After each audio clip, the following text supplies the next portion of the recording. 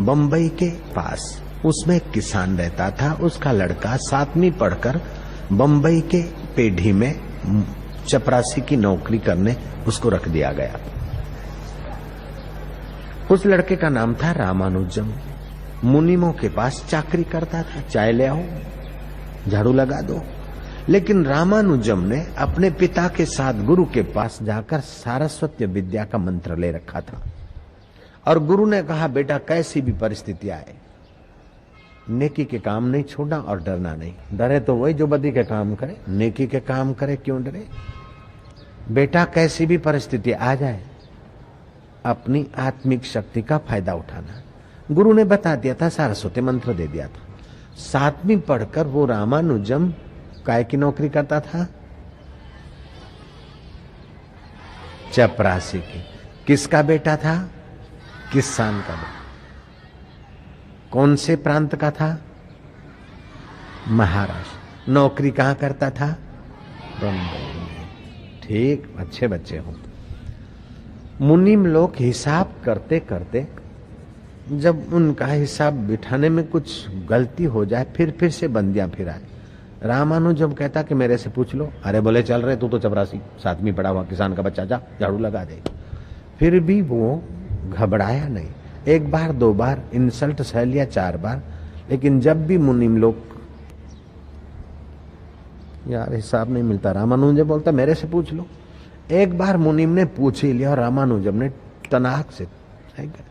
अब तो जिस मुनिम को हिसाब किताब में गलती लगती है, रामानुजम आइयो भैया, और रामानुजम चटके से उनका बही खाता का हिसाब मिला देता है। लोगों ने बोला इतना हम लोग 60-60 साल के हो गए, पिछले 40 साल से मुनिम करते, हम जो नहीं अंक मिला सकते, रामानुजम गणित में इतना अव्वल नंबर। उस जमाने में मिस्टर हार्डी यूरोप में प्रसिद्ध था गणित जगत में, बड़े उम्र के लोग जानते हार्डी का नाम। रामानुजम को बोला कि हार्डी को अपनी योग्यता लिख के भेज दो। उसने योग्यता के साथ गणित के कुछ नमूने लिख के भेज दिया। हार्डी ने यूरोप में बुला लिया। रामानुजम से हार्डी ने जो सवाल पूछे चट जवाब। रामानुजम हैरान हो गए, हार्डी हैरान हो गया। तमाम गणितवेताओं को और मनोवैज्ञानिकों को बुलाया कि रामानुजम के पास ऐसी क्या टैक्ट है।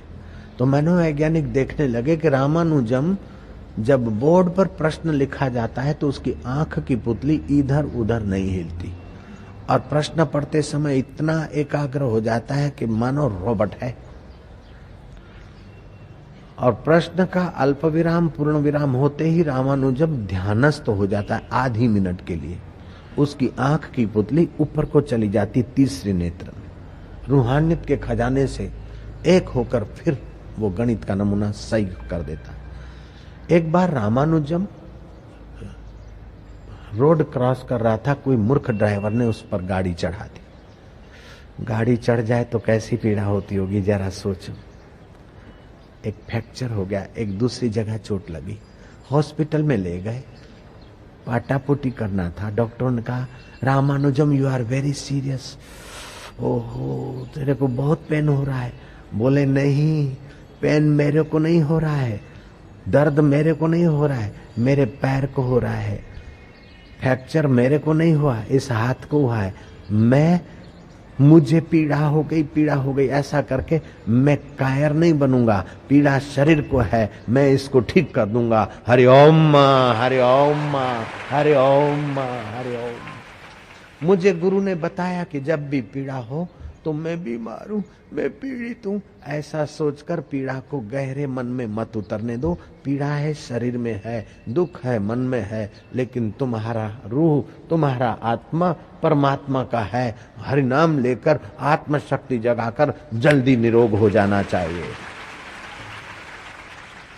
ऐसे ही जब पेपर आए, मुझे नहीं आता, कठिन है, तो फिर जा। कुत्ता जब भौंकता और तुम दौड़ने लगो तो कुत्ता तो तुम्हारा पीछा करता, और मिसिस कुत्ता और बेबी बॉयज कुत्ता भी तुम्हारा पीछा करेगा। लेकिन कुत्ता भौंके और तुम खड़े हो जाओ डंडा लेकर तो कुत्ते की पूंछ दब जाती है। ऐसे ही विघ्न बाधा प्रॉब्लम आए, जो घबरा जाते हैं वो विघ्न बाधाओं से दब जाते हैं। लेकिन हरि ओम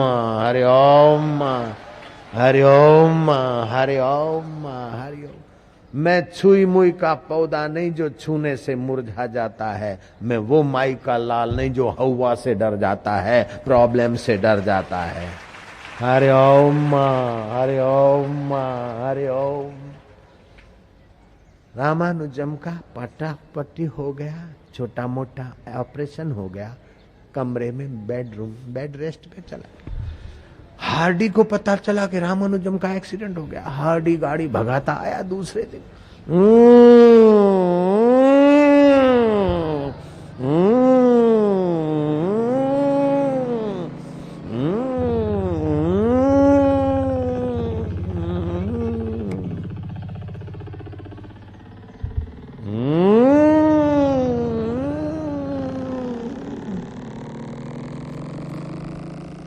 रामानुजम समझ गया कि हार्डी की ड्राइविंग है, जयराम जी की।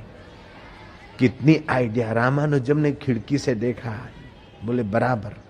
हार्डी की गाड़ी के प्लेट नंबर 4 होते न नंबर, रामानुजम ने देख लिए। शौकीन था विद्या का। एक एक नंबर पर गणित का एक एक नमूना बनाकर कॉपी में तैयार किया। हार्डी इंक्वायरी ऑफिस से पूछकर जब ऊपर आया सेकंड फ्लोर पर, हार्डी ने बोला रामानुजम यू आर सीरियस? बोले no no I am not serious. मैं सीरियस नहीं हूं, मैं खुश हूं। थोड़ा पीड़ा हो गई, पटा हो गया, अब ठीक है, नो प्रॉब्लम। ये तुम्हारी गाड़ी के 4 नंबर है, उसके नंबर के आधार पर 4 गणित के नमूने बनाए, देख लो। हार्डी ने एक नमूना समझा, दूसरा नमूना समझने में उसे आधा घंटा लग गया। तीसरा नमूना वो नहीं समझ सका, घर पे ले गया, 6 महीने के बाद समझा। चौथे नमूने को समझने के लिए मिस्टर हार्डी को विल करके जाना पड़ा कि रामानुजम ने बताया इसलिए राइट होगा। 12 साल के बाद चौथा नमूना साबित हुआ। ये भारत के एक किसान के बच्चे की कहानी, महाराष्ट्र के किसान के बच्चे की कहानी। ये कोई कपोल कल्पित या बाबा आदम के जमाने की बात नहीं है, इस युग की बात है, ऐतिहासिक बात। तुम्हारे अंदर कितनी शक्ति छुपी है तुमको भी पता नहीं, तुम्हारे बाप को भी पता नहीं, जयराम जी की। लेकिन तुम्हारा बाप, मेरा बाप, बाप का बाप जो परमात्मा है वो जानता है कि तुम्हारे अंदर क्या खजाना पड़ा है। दुनिया के सारे विज्ञानी मिलकर भी नहीं बता सकते मुझे कि एक बीज में कितने वृक्ष छुपे हैं, एक बीज में कितने कितने बीज छुपे हैं। बता सकते क्या? एक बीज बो दो, उसमें से वृक्ष हुआ, उसके बीज हुए, वो बो दो कितने होंगे, वो बो दो कितने होंगे, बता सकते हैं? नहीं। जैसे तिलों में तेल, चकमक में आग, तेरा प्रभु तुझ में है, जाग सके तो जाग। रोहित नाम का लड़का, पिताजी मर गए, बैलगाड़ी चलाना, घर का गुजारा करना, छकड़ा चलाता, निमक भर के जा रहा था, जोरों की बारिश आई, घुस गई पहिए गाड़ी के दलदल में, बिजली चौंकी, मेघ गरजा, बैल भाग गया, खूब बरसात आई, निमक बह गया। लेकिन रोहित ने स्कूल के कोई पुण्यात्मा शिक्षक होते, पवित्र, जैसे आपके शिक्षक बंधु यहाँ लाए आपको, ऐसे पवित्र शिक्षक शिक्षिकाएं भी तो है दुनिया में। उन्होंने गुरु का सत्संग सुना दिया था विद्यार्थियों को, और रोहित ने पकड़ रखा था कि कैसा भी परिस्थिति आ जाए अपने दिल को कोसना नहीं, हिम्मत हारना नहीं। आंधी तूफान, मेघ गरज रहा है, निमक बह गया है, बैलगाड़ी धस गई है, बिजली चौंकती चमकती है। वो लड़का कहता है, रोहित कहता कि बिजली तू किसे चौंकाती है, मेघ तू किसे डराता है? मैं बैलगाड़ी नहीं के धस जाऊं, मैं बैल नहीं के भाग जाऊं, और मैं निमक नहीं के बह जाऊं, मैं तो तेरी चमक में अपनी आत्मशक्ति जगाऊंगा, अपनी मंजिल को तय करूंगा। हरे ओम हरे ओम हरे ओम। ये कौन सा उकदा जो हो नहीं सकता, तेरा जी न चाहे तो हो नहीं सकता। छोटा सा कीड़ा पत्थर में घर करे, इंसान क्या दिले दिलवर में घर न करे। अपने दिल में दिलबर बैठा है, उसका भी अनुभव कर लिया। ध्रुव ने 5 साल की उम्र में, प्रहलाद ने 12 साल की उम्र में, मीरा ने मेवाड़ को झुमा दिया। क्या 4-5 क्लास पढ़ के यहाँ ग्रेजुएट होकर सर्टिफिकेट लेकर घूम रहे, नौकरी नौकरी नौकरी। अरे पेट भरने के लिए लाचारी, पेट भरने की लाचारी नहीं, तू दिल को दिल भर से भी भर सकता है, पेट तो आसानी से भर जाए। जो शिक्षा में चलते हैं लेकिन दीक्षा के रंग से नहीं रंगे हैं, उनको थोड़ा ही फायदा मिलता है। लेकिन शिक्षा के साथ जो दिशा, दीक्षा का मतलब है जो उचित आत्मशक्ति की दिशा, दिशा के रंग से जो रंग गए हैं, उनको 4 गुना फायदा होता है। शरीर स्वस्थ, मन प्रसन्न, बुद्धि में तेजस्विता और संसार में महकते हुए फूल की नाई सुवास फैलाते हैं और अपने माँ बाप, देश और खानदान का नाम उज्जवल कर देते हैं। और ये खजाना सबके अंदर पड़ा है। मैं तुमको याद शक्ति बढ़ाने की 2-4 बातें कहूंगा, सुनोगे? अच्छा, कोई बीच में खड़ा हो जाए तो तुम क्या करोगे? 10 बार रोज तुम करो, थोड़े ही दिन में तुमको लगेगा कि अरे वाह, तुम्हारा विल पावर और याद शक्ति बढ़ेगी। एक तो तुम्हें सुबह नींद में से उठोगे ना, तो क्या करोगे पता है? शरीर को खींचा, थोड़ा सा खूब खींच खींच के 1-2 मिनट ढीला छोड़ा, ताकि आत्मा की शक्ति तुम्हारे शरीर, मन और बुद्धि में ज्यादा आए। बिल्ली और कुत्ते को टाइम सर भोजन या सोफा या एयर कंडीशन नहीं मिलता, फिर भी बिल्ली और कुत्ता ज्यादा एक्टिव होता है और कम में कम बीमार पड़ता है, क्योंकि वो नींद में से जब उठता है तो शरीर को खींचता है। बूढ़े भी खींचे तो बुढ़ापे की कमजोरी ज्यादा नहीं रहेगी, और बच्चे खींचे तो जीवन उछलते हुए बाल की नहीं। तो रोज नींद में से उठोगे तो क्या करोगे? शरीर को खींचेंगे, खूब खींचेंगे। 2 मिनट खींचना, 2 मिनट ढीला छोड़ देना, फिर 2 मिनट शांत होकर बैठना कि आज का दिन मैं आत्मशक्ति जगाऊंगा, माता पिता और मेरे शिक्षकों का नाम उज्जवल हो, ऐसा विद्यार्थी बनूंगा। 2 मिनट ऐसा सोच कर फिर भगवान के नाम का थोड़ा जप करके जोर से हंसना, प्रभु मेरा और मैं प्रभु का।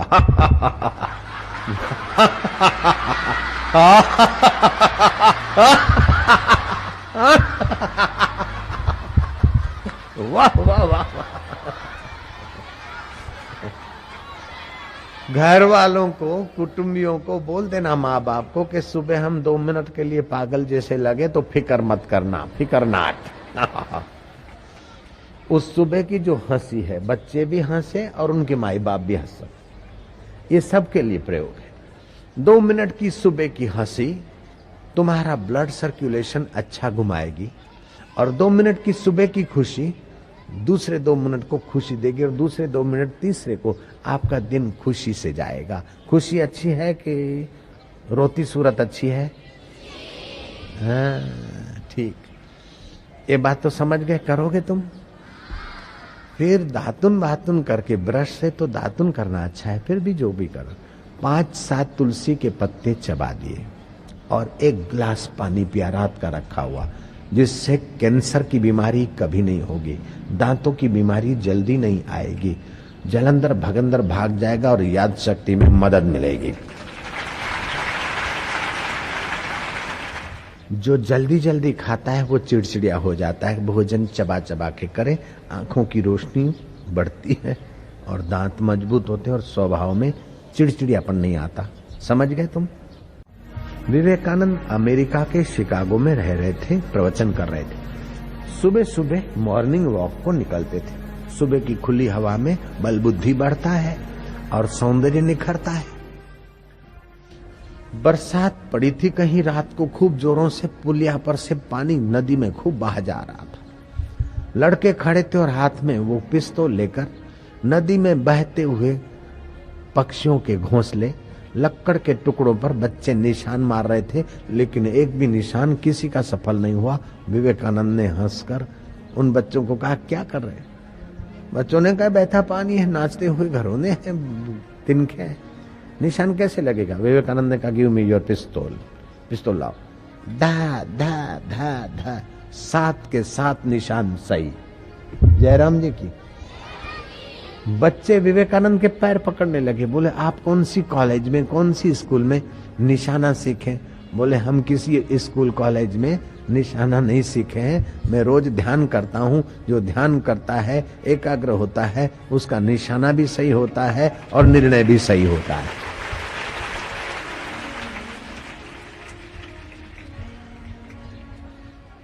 थोड़ी सी असावधानी बड़ा खतरा पैदा कर देती है। 1992 में शुक्र ग्रह खोजने के लिए अमेरिका ने रॉकेट छोड़ा, लेकिन जिस समय जहां जिस नियत से आना था वो यानी गुम हो गया और पूरे अमेरिका के विज्ञानियों को नीचा देखना पड़ा। जयराम जी की पूरे अमेरिकन विज्ञानियों को विश्व के आगे नीचा देखना पड़ा। खर्चा हुआ था करोड़ों डॉलर, ऐसे अरबों रुपया खर्च हुआ था, लेकिन जहां पहुंचना चाहिए और जिस समय आना चाहिए लापता हो गया। वो कारण खोजने के लिए कमीशन बिठाई और खोजते खोजते पता चला कि जाने से माइल गिनती करने में प्लस और माइनस चिन्ह होते हैं कि नहीं होते हैं। वो कोई मूर्ख विज्ञानी प्लस माइनस का चिन्ह लगाने में गलती कर दिया, सारा गणित उल्टा हो गया और अरबों रुपए बर्बाद हो गए और जिंदगी भर सिर झुका रहा। थोड़ी सी गलती प्लस और माइनस का निशाना मारने में और बड़ा घाटा पड़ गया। तो आप लोग जो भी पढ़ोगे, बच्चे सुन रहे हो, जो भी करोगे सावधानी पूर्वक करोगे। रसोई बनाए तो सावधानी पूर्वक, और ड्राइविंग करे तो सावधानी पूर्वक, पेपर लिखे तो सावधानी पूर्वक, और पढ़े तो सावधानी पूर्वक। कैसे पढ़े बाबा सावधानी पूर्वक? पाठ्य पुस्तक पढ़ रहे हो, थोड़ा पढ़ा, जितना 1-2 पाठ, फिर 1 मिनट के लिए, आधा मिनट के लिए, और जो पढ़ा है उसके ऊपर थोड़ा मन घुमा दिया। एक सैनिक था, क्या हुआ सुनो। उसके घोड़े के नाल का एक छोटा सा कील निकल गया। आज लगवाता हूं, कल लगवाता हूं, आलस्य कर लिया। देश पर शत्रुओं ने धावा बोल दिया। राजा ने चिट्ठी लिखकर उस बेवकूफ सैनिक को दिया कि जाओ ऐसा ऐसा बॉर्डर पर कह दो। उसने घोड़ा भगाया, लेकिन नाल में से एक कील निकल गई थी, तो फिर दूसरी भी कमजोर होकर भागते घोड़े के पैर से नाल निकल गई। घोड़ा गिर पड़ा, सैनिक को फ्रैक्चर हुआ, चिट्ठी टाइम से न पहुंची, पूरा देश गुलाम हो गया। कहावत चल पड़ी, खील न ठुकाई, घोड़ा मरा, सैनिक गिरा और देश हारा। 2 पैसे की खील टाइम से ठुकवा दी होती तो देश बर्बाद नहीं होता। नालायक उसने अपना काम टाइम से नहीं किया, पूरे देश को गुलाम होना पड़ा। इसलिए अपना काम अपने टाइम से कर लेना चाहिए। समझ गए तुम लोग? नेपोलियन युद्ध विद्या में बड़ा होशियार था। नेपोलियन का नाम सुना है? Napoleon Bonaparte. लेकिन वो फ्रांस में वाटरलू इलाके में युद्ध करने गया। जो समय निर्धारित था उस समय उसका मूर्ख सेनापति न पहुंच पाया। केवल सेनापति 10 मिनट के लिए लेट हुआ और मुट्ठी भर विरोधियों ने नेपोलियन को कैद कर लिया और सेंट हेलिना जेल में बेचारा सड़ता रहा। 10 मिनट की असावधानी इस बहादुर को सेंट हेलिना जेल की हवा खिलाने में लग गई। इसीलिए आप लोग सावधान रहेंगे, पक्की बात है। हाँ, अच्छा, अब एक चौपाई और पक्की कर लो।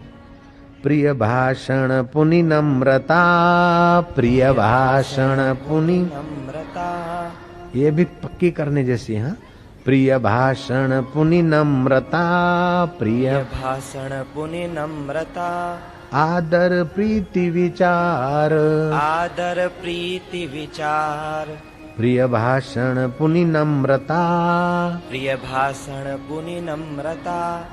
आपकी बोलचाल कैसी होनी चाहिए? प्रिय होनी चाहिए।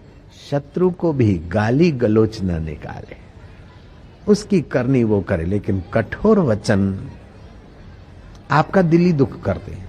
प्रिय भाषण पुनि नम्रता, प्रिय भाषण पुनि नम्रता, आदर प्रीति विचार, आदर प्रीति विचार। घर में अतिथि आ गया हो, पिता का फ्रेंड आ गया हो, मम्मी की सहेली आ गई हो, तो आप लोग आइए, बहन जी आइए, भैया आइए, पिताजी अभी आ रहे हैं, आप बैठिए।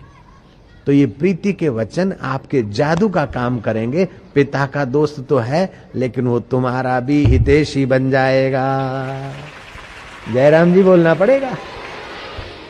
प्रिय भाषण पुनि नम्रता, प्रिय भाषण पुनि नम्रता, आदर प्रीति विचार, आदर प्रीति विचार। लज्जा क्षमा अयाचना, लज्जा क्षमा अयाचना, ये भूषण उर्धार, ये भूषण उर्धार। एक तो प्रिय भाषण, दूसरा बड़ों के आगे नम्रता से बात करना, तीसरा सज्जन श्रेष्ठ पुरुषों को आदर देना, और चौथा विचार के काम करना। पांचवा सद्गुण है कि बेशर्मा नहीं होना चाहिए। जयराम जी की पफ पाउडर लाली लिपस्टिक करके यूं करके नाच रहे हैं रस्तों में, सड़कों पे। आवारा जैसा जीवन अच्छा नहीं।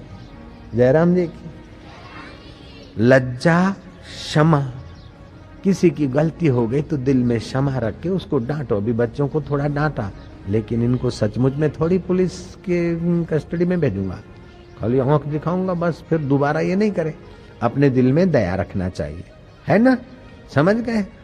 लज्जा क्षमा अयाचना, मेरे को दे, जरा सा प्रसाद बढ़ता लोग याचना करने लगते। नहीं, हम जब भजन करते थे तब करते थे, हम बैठ जाते थे। कुछ होता था एक बार खाने को, मैं घर का लेके इधर खाऊंगा? नहीं, तू खिलाएगा तब खाऊंगा। नदी में फेंक दिया, नर्मदा में। हम याचना नहीं करेंगे, हम क्षत्रिय, भीख नहीं मांगेंगे। तेरे को खिलाना है तो आ। चोर को, डाकू को, खूनी को सरकार रोटी खिलाते और हम तेरा भजन करते और भीख मांगने जाएंगे? हम नहीं जाते। एक बार नहीं, 3 बार उस परमात्मा ने कैसी कैसी लीला की और मैं को खाया, और मैं तंदुरुस्त हूं अभी भी। जरा जरा बात में मांगने की आदत नहीं। जरा पेन देना, जरा रबड़ देना, जरा ये देना। अरे आपके पास है तो किसी को दो, लेकिन आप ऐसा ना बनो कि मांगते फिरो। जयराम जी की तो ये फिर से पक्का करो। प्रिय भाषण पुनि नम्रता, प्रिय भाषण नम्रता, आदर प्रीति विचार, आदर प्रीति विचार। लज्जा क्षमा अयाचना, लज्जा क्षमा अयाचना, ये भूषण उर्धार, ये भूषण उर्धार।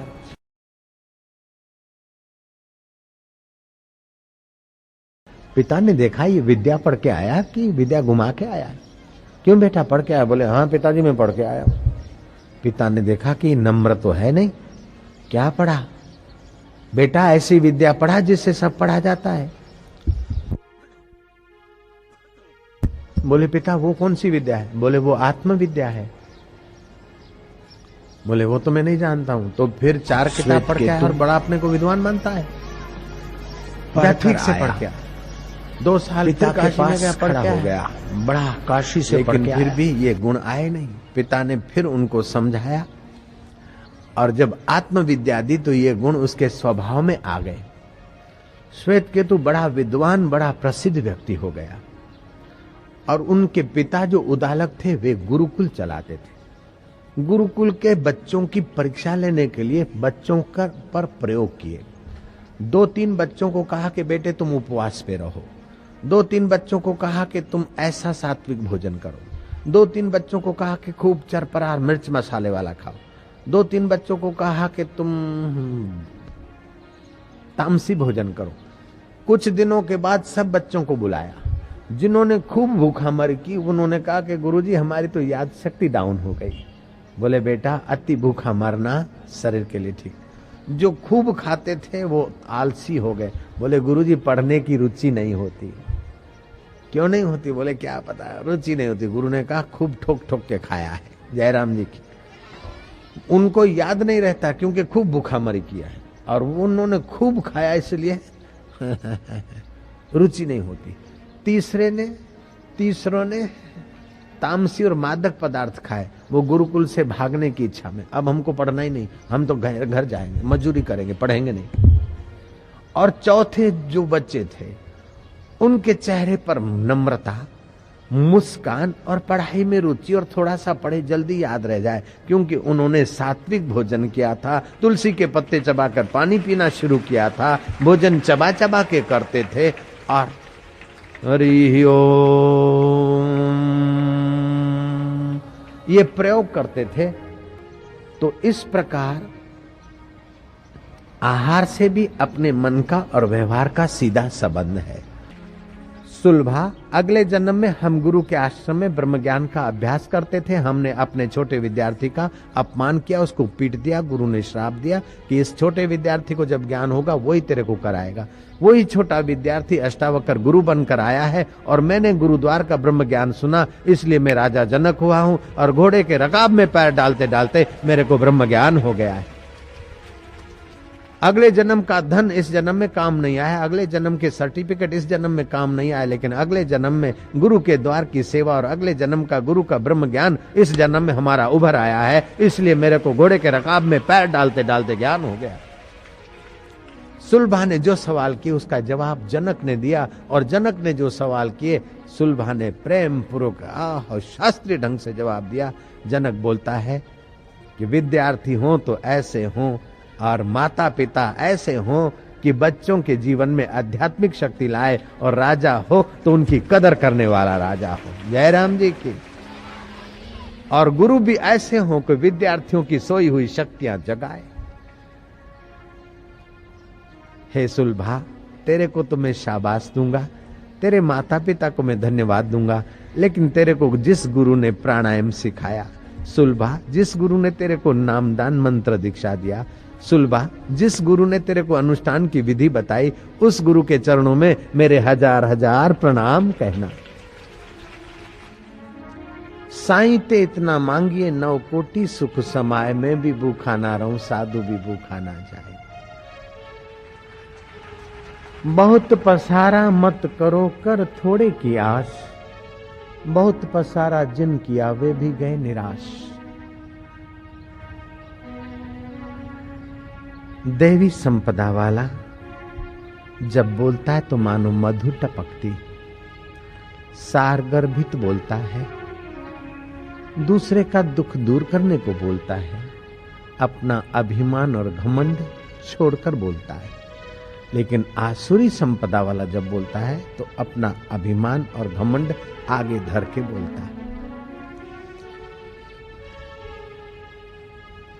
ज्ञानेश्वर महाराज टीका करते हुए कहते हैं कि ये अधम मनुष्य के लक्षण है। जैसे सर्प का बिल टेढ़ा होता है, ऐसे आसुरी स्वभाव वाले आदमी का बोलना टेढ़ा मेढ़ा और चोट करने वाला होता है। सर्प की पत्नी सर्पिणी, ऐसे बाण की पत्नी बाणी। वो ऐसी वाणी बोलता है कि सुनने वाले को चुभती रहती है। ये आसुरी स्वभाव वाले, दैत्य स्वभाव वाले मनुष्य के लक्षण हैं। वाणी बोलता है मानो ज्वालामुखी फूटते हैं और कार्य करता है तो मानो दूसरे को नीचा दिखाने के लिए। दक्ष ने यज्ञ तो किया था, यज्ञ कर्म तो अच्छा था, लेकिन शिव जी को नीचा दिखाने के भाव से किया था तो अंत में परिणाम बुरा ही आया। काम तुम अच्छा करते हो लेकिन अंदर में किसी को नीचा दिखाने के लिए करते हो तो उस काम का फल इतना मधुर नहीं आ सकता। काम तो तुम बढ़िया करते हो लेकिन अपना दंभ, अहंकार या पाखंड फैलाने के लिए करते हो, तभी भी आत्म संतोष, आत्म तृप्ति, आत्मरति नहीं मिलती। काम करने के पहले उत्साह होता है, काम करते वक्त पुरुषार्थ होता है और काम के अंत में काम का जो भी काम किया उस काम का फल आपके हृदय में फलित होता है। काम पूरा होने पर देखो कि हृदय में शांति फलित हुई, सरलता, सज्जनता और आत्मतृप्ति फलित हुई कि अहंकार फलित हुआ, ईर्ष्या और द्वेष फलित हुआ या माधुर्य और प्रेम फलित हुआ। माधुर्य, प्रेम और शांति फलित हुई तो तुम्हारा सत्कर्म सत्य स्वरूप ईश्वर ने स्वीकार कर लिया है और तुम आगे बढ़ोगे।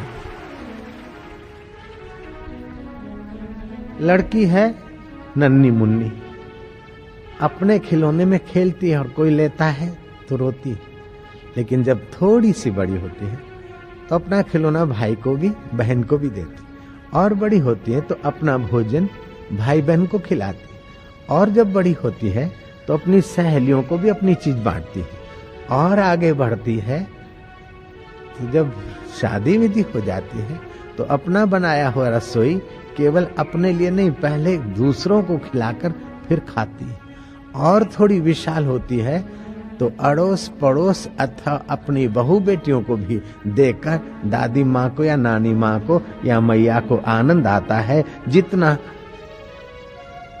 कर्म का दायरा विशाल उतना ही ईश्वर के निकट, जितना कर्म का दायरा संकीर्ण उतना ही शैतान के निकट। आकाश पाताल में कोई शैतान या ईश्वर नहीं बैठा है। बद्रीनाथ में ईश्वर बैठा हो, यहाँ सूर्य नारायण में ईश्वर बैठा हो, यहाँ वैकुंठ में ईश्वर बैठा हो, हमारा ईश्वर एक देशी नहीं। ईश्वरो सर्वभूतानां हृदय से अर्जुन तिष्ठति। सर्वभूत प्राणियों के हृदय में वह ईश्वर बैठा है, कर्म का दृष्टा बैठा है और फल का दाता बैठा है। कीड़ी के पग नेवर वाजे सो भी साहिब सुनत है। कोई नहीं देखता फिर भी कोई देख रहा है। जैसे अति विश्वासी आदमी ठगा जाता है, ऐसे अति भोगी आदमी भी आसुरी संपदा से ठगा जाता है। अति विश्वासी भक्त ठगा जाता है और अति भोगी विकारी ठगा जाता है। न अति भोग में पड़ो, न अति विश्वास में लिपसो, न अति अविश्वासी हो, मध्यम मार्ग।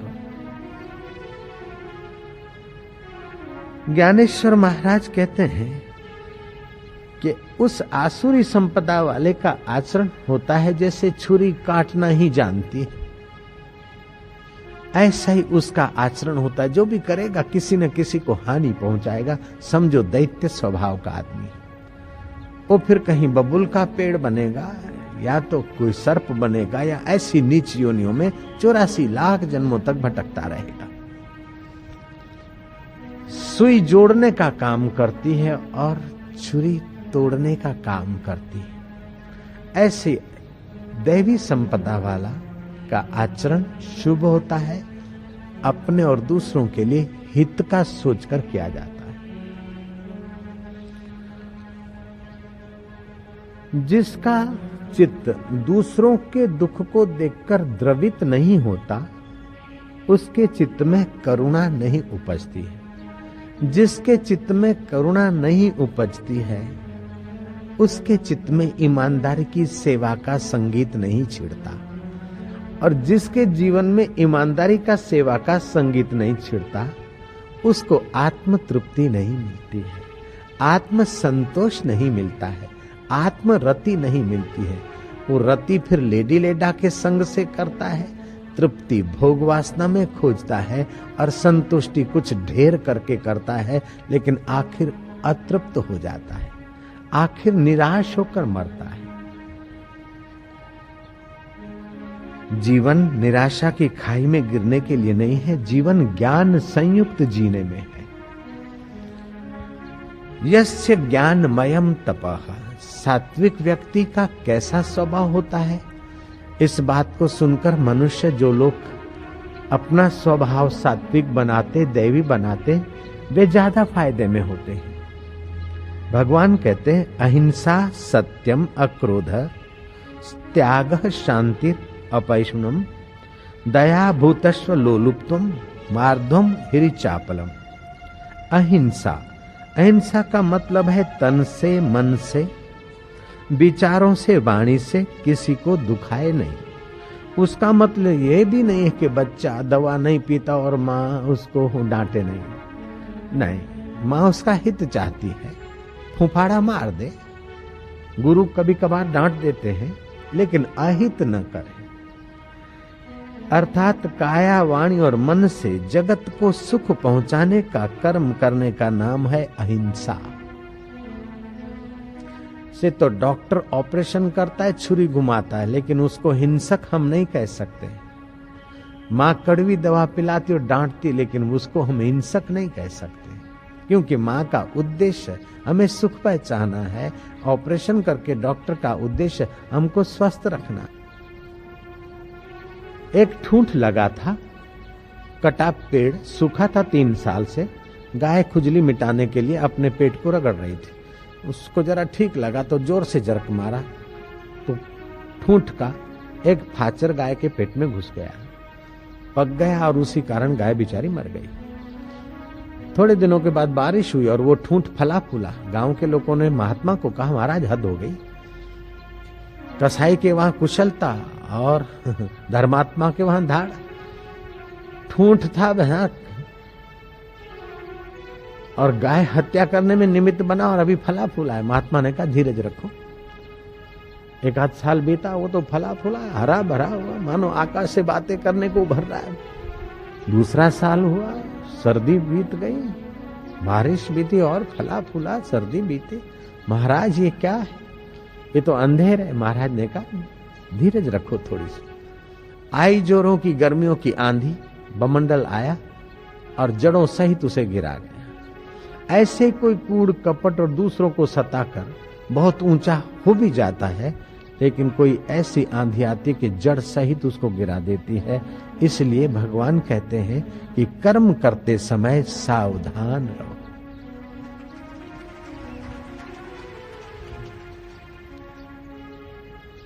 आपने अच्छे काम किया और आपको इनाम मिला तो उस इनाम को आप बांट सकते हैं, या गवर्नमेंट को या साहब को भेंट में अर्पण कर सकते हैं। लेकिन बुरा काम किया और सजा मिली तो उसको बांट नहीं सकते और न्यायाधीश को भेंट नहीं कर सकते। शुभ कर्म करो और ईश्वर को भेंट किया तो ईश्वर प्रसन्न होकर तुम्हारे हृदय में प्रकट होगा। लेकिन अशुभ कर्म जब करेंगे उस समय भले पता न चले किसी को, लेकिन अशुभ कर्म का फल देर सवेर।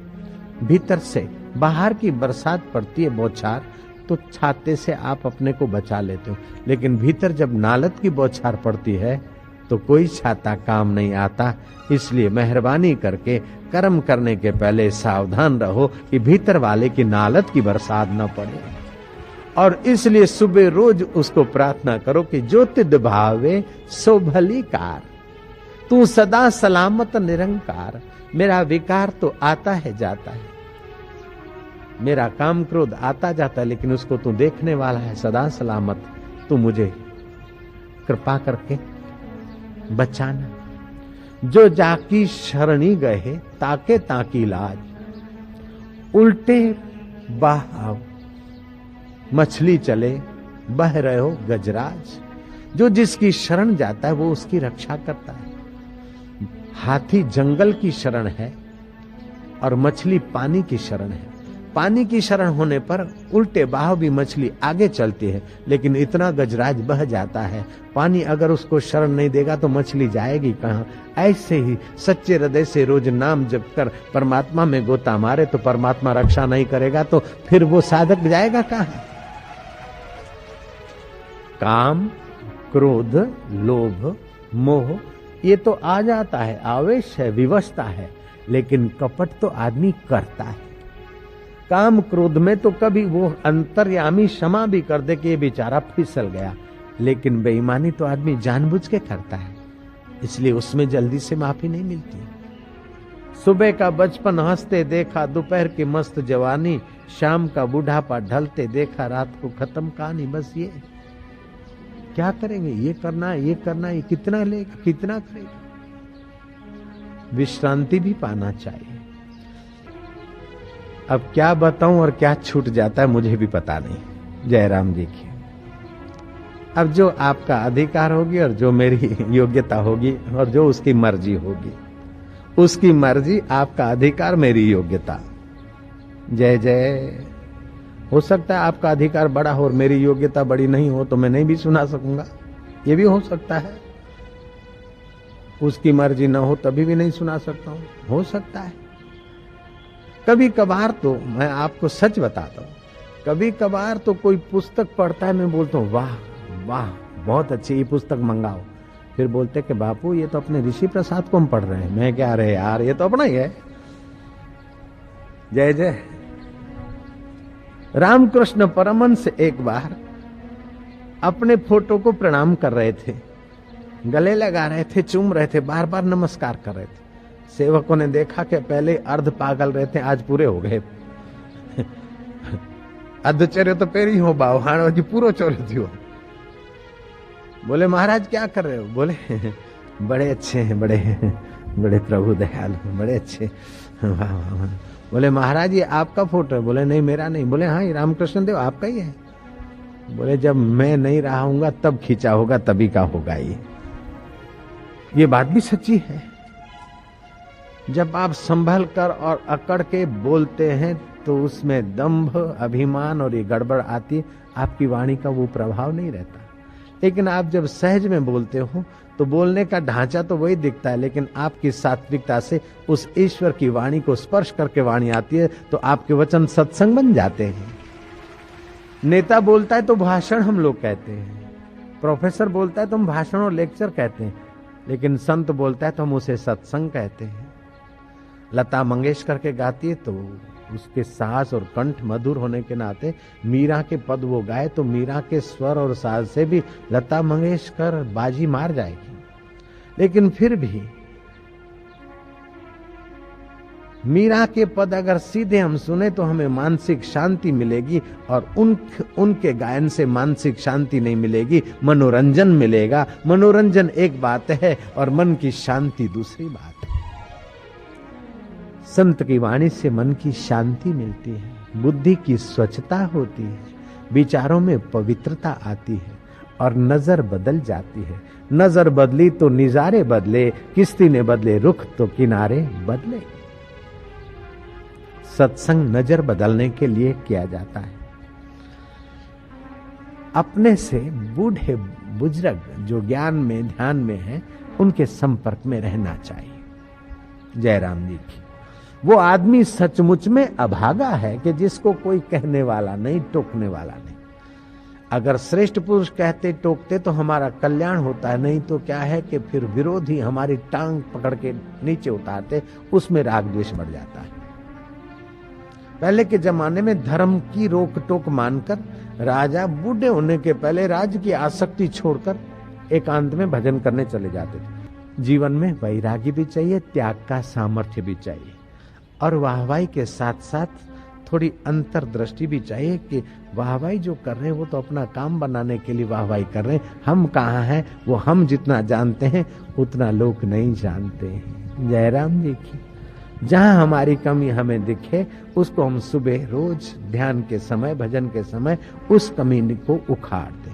मानो हम में डर है तो ओम ओम ओम, जरा जरा बात में डर किस बात, आज भय को नहीं पटकने दूंगा, मैं निर्भय रहूंगा। मानो मेरी चोरी करने की आदत है, आज का दिन मैं चोरी नहीं करूंगा, आज मैं साहूकार बनूंगा, हरे ओम हरे ओम। मानो मेरे को किसी को देखकर आंख मारने की आदत है, मान लो जयराम जी की, मान लो तो आज जो भी बहू बेटी दिखेगी मेरी माँ और बहन के बराबर रहेगी। आंख क्यों मारूंगा? अगर आंख मारूंगा भी तो जैसे बहन को यूं करता हूं या माँ को यूं करूंगा, ऐसी पवित्र निगाह से करूंगा, नहीं तो फिर उसके अंदर में मेरे परमात्मा को देखूंगा। तो एक एक बुराई को उखाड़कर उसकी जगह पर विपरीत भाव, बुरे भाव की जगह पर विपरीत भाव क्या होगा? अच्छा भाव होगा। मानो मुझे चलते चलते खाने की आदत है, कैंडी खाने लग गया, मैं फूंकने लग गया, पान मसाला खाने लग गया कि नहीं आज का दिन पान मसाला नहीं, हरड़े का टुकड़ा खाऊंगा। पान मसाले में तो निकोटिन पॉइजन, ये अच्छी नहीं है। एक दिन में कोई महात्मा नहीं बन जाता और एक दिन में कोई वृक्ष फलित नहीं हो जाता है, एक दिन में कोई सती सावित्री नहीं बन जाती और एक दिन में कोई पवन सुत हनुमान नहीं बनता। धीरे धीरे धीरे धीरे दुर्गुण निकालते जाते, सद्गुण भरते जाते हैं, तभी सत्य स्वरूप की कृपा प्रकाशती है। बोले सतपुरुष है, महापुरुष है, लेकिन हम भी भाई फिसल फिसल के ही चले हैं। जयराम जी की। ऐसा कोई धरती में माई का लाल कह दे कि मैं जन्मा और दौड़ने लगा और चलने लगा, तो मैं इस बात को नहीं मानूंगा। जन्मा तो चला, धीरे धीरे सीखा, गोडों के बल से चला, फिर कहीं गिरा, फिर गाड़ी के बल से चला, फिर गिरा। ऐसे चलना चाहिए, सीखना चाहिए।